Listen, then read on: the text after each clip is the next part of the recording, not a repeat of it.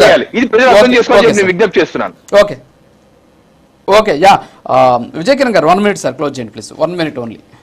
సురేష్ గారు ఏదో ప్రయోజనాలు స్వప్రయోజనాలు అంటున్నారు. ఎస్, ఆంధ్ర రాష్ట్ర ప్రయోజనాలే పవన్ కళ్యాణ్ గారికైనా, చంద్రబాబు నాయుడు గారికైనా, లోకేష్ గారికైనా వారి స్వప్రయోజనాలు. ఆంధ్రప్రదేశ్ బాగుంటమే వారి స్వప్రయోజనాలు. దానిలో భాగంగానే Arcelor Mittal, Google data centre, royal Enfield యుద్ధ విమానాల పరికరాల సంస్థ, మరి ముఖ్యంగా ఆంధ్రప్రదేశ్కి రాజధాని లేనటువంటి రాజధానిని శరవేగంగా అభివృద్ధి చేయటం, అదేవిధంగా పోలవరాన్ని పూర్తి చేయటం, రైల్వే జోన్, ఇలా అనేకమైనటువంటి సంస్థలు అనేకమైనటువంటి తీసుకొచ్చి యువతకి భవిష్యత్తుని క్రియేట్ చేసినటువంటి ప్రయోజనాలే వీళ్ళకి ముఖ్యం. ఆ ప్రయోజనాల కోసమే వాళ్ళు మాట్లాడుతూ ఉన్నారు. మీలాగా సొంత ప్రయోజనాల కోసం, సొంత కేసుల కోసం, మీకున్నటువంటి ఈడీ కేసులు, సిబిఐ కేసులు, కోర్టు పక్షుల్లాగా తిరిగేటువంటి మీలాంటి ప్రయోజనాల కోసం మేము మాట్లాడాం.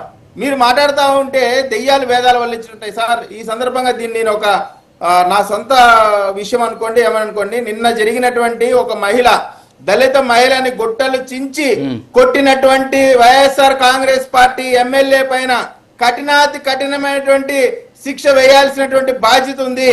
దానికి జగన్మోహన్ రెడ్డి గారు పబ్లిక్ గా వచ్చి క్షమాపణ చెప్పాల్సినటువంటి అవసరం ఉంది.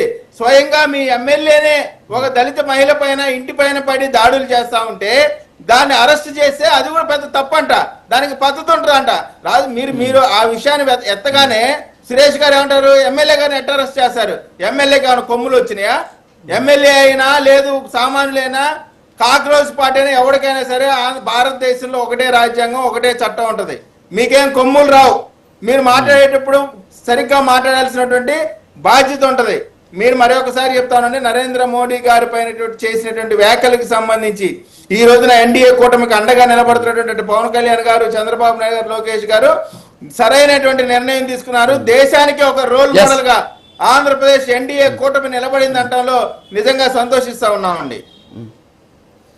ఎస్ ఓకే సార్, టైం అయింది, క్లోజ్ చేస్తున్నా. Thank you. మళ్ళీ టైం ఇస్తాను సార్ సురేష్ గారు, అలాగే కృష్ణవేణి గారు, ఏమనుకోద్దు దయచేసి. థ్యాంక్ యూ అందరికీ ఈ డిబేట్లో పాల్గొనేందుకు. సో ఓవరాల్గా చూస్తే మనం నరేంద్ర మోడీ గారి మీద చేసినటువంటి వ్యాఖ్యల పట్ల ప్రస్తుతం